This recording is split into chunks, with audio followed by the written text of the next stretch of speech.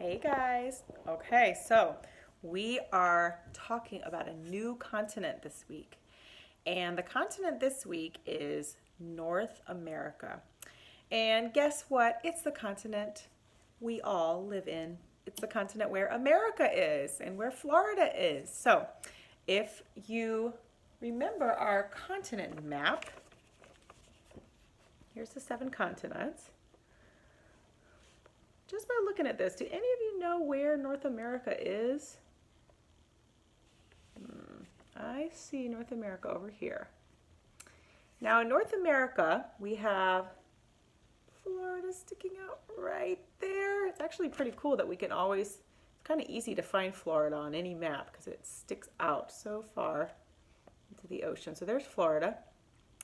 And there's another country in North America that you guys probably remember, and that country is Mexico. So Mexico is down here right under America. Sort of looks like this bridge, right? Going from North America to South America. Mexico is in the bridge that's in the middle. And we did a whole month of studying Mexico because we studied it for our Spanish festival. And any of you remember the very, very famous woman artist that came from Mexico? Give you a minute to think about her name. Frida Kahlo, that's right. So I have a book today that I'm going to read you in a minute about Frida Kahlo because she was from North America, from Mexico. Before we read the book though, I want us to sing our continent song one more time together. Are you ready? Here we go. Tell me the continents, tell me the continents, tell me if you can. North America, South America, Europe, Asia, and Africa. Don't forget Australia. Don't forget Antarctica. Tell me the continents, tell me the continents, tell me if you can. I think you guys know those continents pretty good by now. Most of you have been singing that song with me every time I've asked you to. All right, so now we're going to read our Frida Kahlo book. So this book is called Frida. Look at the cover of it. All these kooky little characters, probably inspired by some of the paintings that Frida did. You guys might have remembered this book from school. We've had this in our classroom. Frida. Look at that, eyebrow birds. By Jonah Winter, illustrated by Anna Juan. Let's read a little bit about Frida. Frida enters the world. For little Frida, the world is Mexico. Feel that?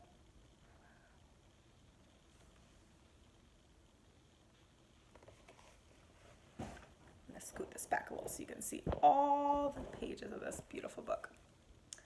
Her house is a blue house. It is in the town of Coyoacan. It's her blue house.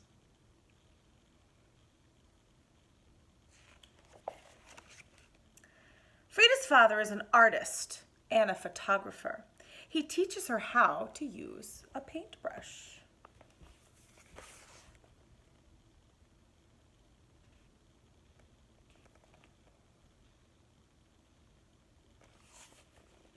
Frida's mother takes care of 6 daughters. Often she is tired. Often Frida is lonely, even though she has sisters. Ever feel lonely even with brothers and sisters around? Enter, stage left, Frida's imaginary friend. Her name is also Frida.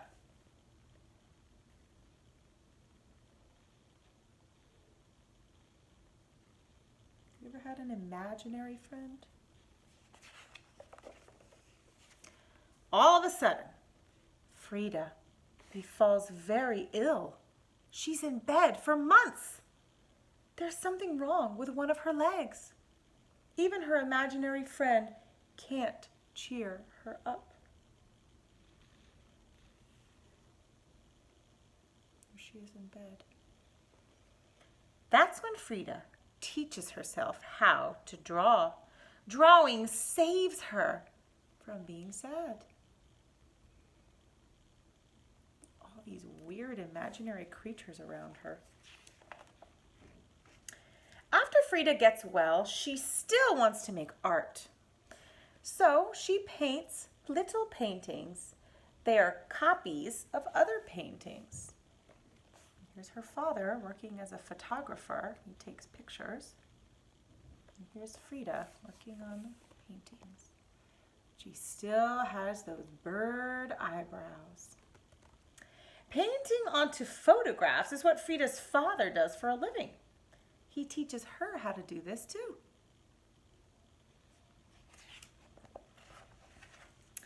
Frida also paints things that she sees through a microscope. She loves looking at things very closely.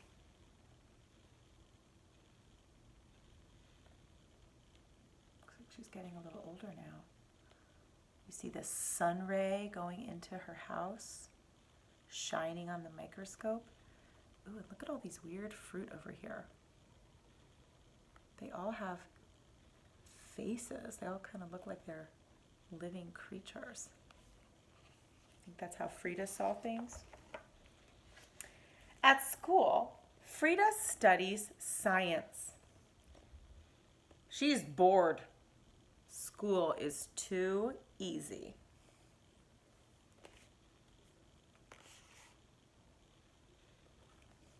One day, Frida is riding the bus home from school.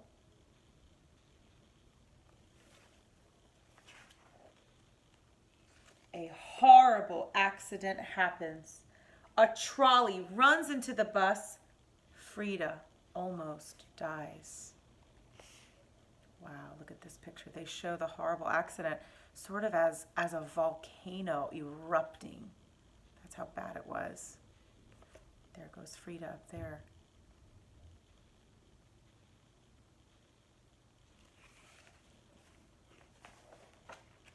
In the hospital, it is painting that saves Frida once again. Painting is like her imaginary friend. If it is there whenever she wants it, it keeps her company. It keeps her from giving up hope.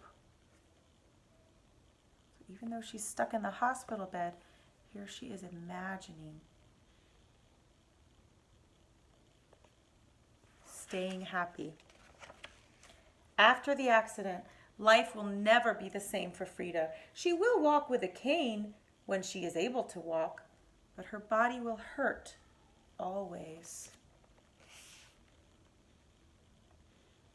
Look at the way the artist shows the way her body feels, sort of wrapped up in thorny tree.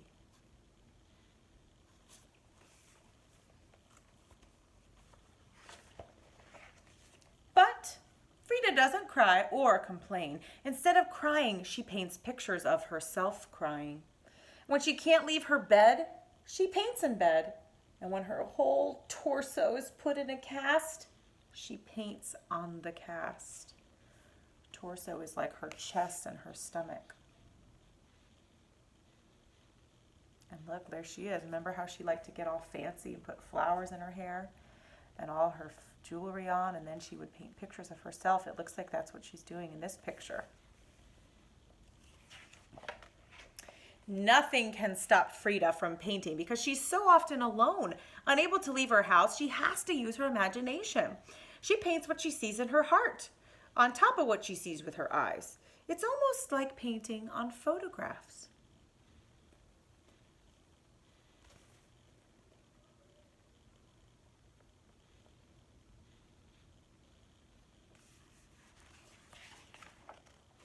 She paints little magical scenes with words at the bottom. All over Mexico, people paint these kind of scenes. Sometimes they're scenes of accidents with angels coming to the rescue. They're like prayers for people who are sick. They are called ex votos. Frida paints ex votos of herself when she is sick or in pain. Frida imitates no one in her style. Her paintings are like nothing else. In museums, people still look at them and weep and sigh and smile. She turns her pain into something beautiful. It's like a miracle. From looking at Frida's beautiful paintings, you would never know that she was so in pain and stuck at home and lonely maybe, because she used so much imagination to paint such beautiful things. Viva Frida! Long live Frida. There's all those little creatures celebrating Frida. I thought you guys would have fun remembering Frida Kahlo because we spent so much time studying her.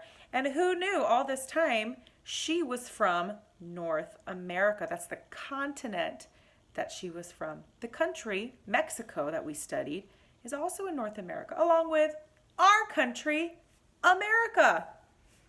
North America and America. Do you think there's a reason the names are so similar? I don't know. Think about that. I hope you guys enjoyed that story. I'll see you next time. Bye.